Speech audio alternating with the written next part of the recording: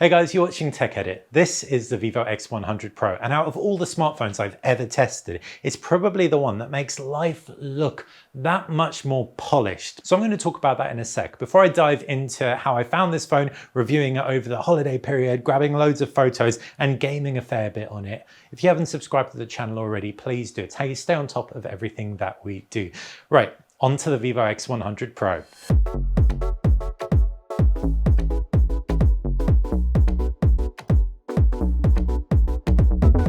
I'll get onto the camera in a bit, but first up, the design, and it feels like a Vivo phone. If you've held an old one, the X90, X80, it's very similar. It's quite thick, it's 9mm. You've got a hefty camera bump, but anyone who knows this channel knows I don't mind that because it's usually a good indicator you're gonna get a good camera. But the phone itself has a really slick back. It's curved, it's frosted, and slick probably doesn't sound like the right word, but it's an interesting kind of frosted that's actually quite slippery.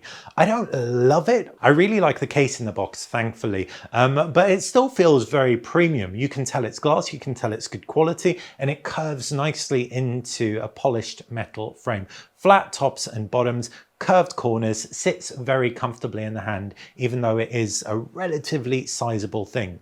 The screen is a 6.78-inch display, and it's really striking. Bright, vibrant, peak brightness of 3000 nits, so that means when you're looking at HDR content, local brightness around the screen will hit those heights, but Vivo doesn't specify the standard overall screen brightness. I'm guessing it's around 1400, 1500 nits, which is still plenty good for easy outdoor viewing. But the overall design is very familiar, and I wouldn't have minded if Vivo perhaps pushed the boat out a little bit more this time around. As far as ports and buttons go, you've got a USB port at the base as well as a SIM card slot. Buttons are all on the right side, and at the top is an infrared blaster. Glass panel at the top, which have the words professional photography in them. On the back, you've got extreme imagination. Vivo's clearly big on its messaging. You may not love that, but it's pretty unnoticeable. What is quite nice is the Zeiss logo slap bang in the middle of the camera surround. All in all, I've been impressed by the screen. It isn't mind-blowing, it isn't super standout, but it does the job. Same with the design. But next year, I really hope that Vivo maybe pushes the boat out a little bit more. What is good at the very least is it's not a huge phone, despite the fact it has a large 5400 milliamp battery that's bigger than most of the flagship competition. If you're picking up this phone in the West, which you may be, the Vivo X90 Pro launched in France, for example, the Vivo X100 Pro has FunTouch OS, which is Vivo's operating system of choice. It's not my favorite. A few reviewers have commented that they really hate it. It's actually relatively streamlined for me. Is it the smoothest with animations and stuff? Maybe not, but it gets the job done just fine. And what's really important, Vivo promises 4 years of OS updates, major OS updates. It launches with Android 14, so that's pretty good going in my book as far as future-proofing goes. Powered by a MediaTek Dimensity 9300, the Vivo X100 Pro has no trouble powering through day-to-day stuff, and gaming was really impressive in my time with it. Specifically, I noticed it fired up Genshin Impact faster than any other phone that I have ever used. You've played the game, the load screen usually takes a while, but MediaTek has somehow managed to speed up the process to get you into the game like no other phone. What's also good is I didn't notice too many dropped frames, for example, when gaming at max graphics settings or around there. Stress tests have shown that the Dimensity 9300 isn't quite as good at long-term, like long sessions of gaming as the Qualcomm Snapdragon 8 Gen 3. However, for me, someone who plays 20 minutes at a time, I didn't find any noticeable dropped frames, and I really enjoyed the experience. It also didn't get crazy hot. So if thermal throttling is going on and I'm not noticing it, I'm not super mad about it. What's really important is I get into that game quickly, it performs well while I'm playing, and then I can get on with my day. As far as storage and RAM configurations go, my review unit's got 512GB of storage, which is ample, and 16GB of RAM. It's UFS 4.0 storage and 16GB of LPDDR5X RAM. Now onto the camera, and the Vivo X100 Pro has three 50 megapixel sensors, so big pixel counts, and they're also big sensors too. Now I mentioned the processing is very aggressive, and it made my family look better than they've ever looked in their lives over the holiday period. I kind of liked that for then, but then day to day, you probably don't want that quite so much. I'll get into exactly what that gives the impression of later, but the hardware is so solid here. You've got a 50 megapixel primary camera, 1-inch sensor, IMX989, first generation 1-inch sensor, but still the effect of the shots on this thing is beautiful. f1.8 aperture, super shallow depth of field. Vivo's processing is very rich. Not always the most realistic, but very, very rich. So shots look luscious. They look almost ethereal in places because you just feel like it's making reality look more beautiful than it perhaps is. As for the ultra wide, it has a 15mm field of view. 50 megapixel sensor as well means you get stacks of detail. Autofocus means it's good for macro shots too. And for things like document scanning as well, it's going to be more useful than the primary 23mm camera because it has a smaller sensor and it also doesn't have quite as wide an aperture. You'll have a more extensive depth of field. You won't have as shallow a depth of field, so more stuff will be in detail. And then you've got the periscope camera, and this is a really awesome addition. Even though it's only around 4 times zoom, it's gonna give you great shots 10 times and beyond.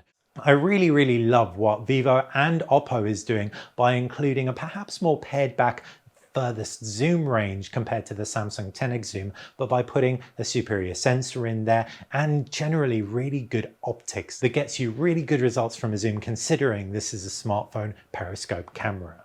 The periscope camera is also really decent for portraits. It has a 1/2-inch sensor, so again, gets a decent amount of depth blur in there.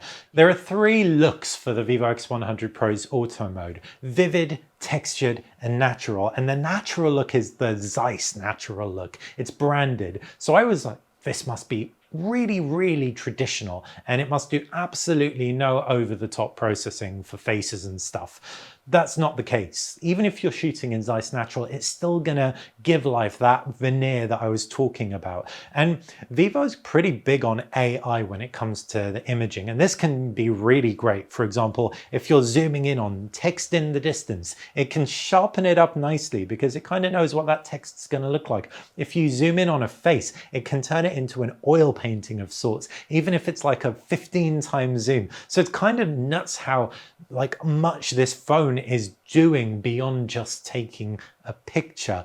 But that's going to go against what you're working towards if you're looking for a photo with stacks of integrity versus one that perhaps looks the cleanest. Even with this really big caveat, I still love the Vivo X100 Pro. It's almost like I don't necessarily always agree with the principle of really aggressive computational photography, beautifying stuff, but there's something to be said for looking at a photo you've just taken and thinking, that looks really good. So if you lean towards someone who wants that kind of a result, the Vivo X100 Pro is probably the most impressive phone in that respect I have ever used in my life. It's also got a really comprehensive manual mode as well. It shoots in RAW, it shoots Super RAW, which is able to capture kind of high dynamic range RAW photos and standard RAW as well as JPEGs. You can customize the manual controls, but you haven't got the opportunity to customize the look specifically like you can on Xiaomi phones, for example, the Xiaomi 13T and on the new Oppo Find X7 Ultra. When it comes to video, one advantage the X100 Pro has over something like the Find X7 Ultra is that it captures 8K video, also shoots 4K video across all the cameras, 60 frames per second, and that looks very good. Stabilization on point, colors for the most part on point, and the video isn't as aggressively tuned as photos, so I quite liked that as well. So while I found the video to be very good, if you want to know exactly how it stacks up against the iPhone, the new Oppo Find X7 Ultra, you can see more in-depth comparisons on Ben's gadget reviews. He's done some awesome versus videos there. So when I think about the Vivo X100 Pro camera in a nutshell, each camera is good. That telephoto, super versatile. 18cm closest focus distance, can reach into the distance even though it doesn't have a 10x zoom like the Samsung Galaxy S23 Ultra, still competes very, very well. Main camera, 1-inch sensor, that says it all. And then you've got the ultra wide autofocus, high resolution, does a really awesome job. I am concerned about how much Vivo is leaning into computational photography, perhaps without telling you. Automatic mode, you'd kind of think it didn't do too much, but this phone does. Really, really leans into AI, and you may not love that. You may love that. If you do, this phone could be for you. The 5400 milliamp battery in here easily makes it through a day. You've got 100 watt fast wired charging, 50 watt wireless charging as well, but you need to have a specific wireless charger to be able to use that. What I really liked is that if you don't use this phone a huge amount, you can actually make it into 2 days with it. It's very efficient with not that much screen on time. That is pretty typical of a lot of phones, but that extra capacity shines through then. If, however, you are hammering it, don't expect more than a day out of it. I don't know whether it's the MediaTek Dimensity 9300 or Vivo's chip, but it didn't really perform better than 5000 milliamp battery phones on the scene. Maybe that's why it has a 5400 milliamp battery. Irrespective, you still get a full day, so it's nothing to worry about, but just worth noting it doesn't necessarily equate to much better than a typical smartphone. And so if life through a smartphone that gives you rose-tinted spectacles to relive your memories through sounds like a good idea, then so too does the Vivo X100 Pro. Its pictures look so good. It's a very good smartphone from performance through to the screen.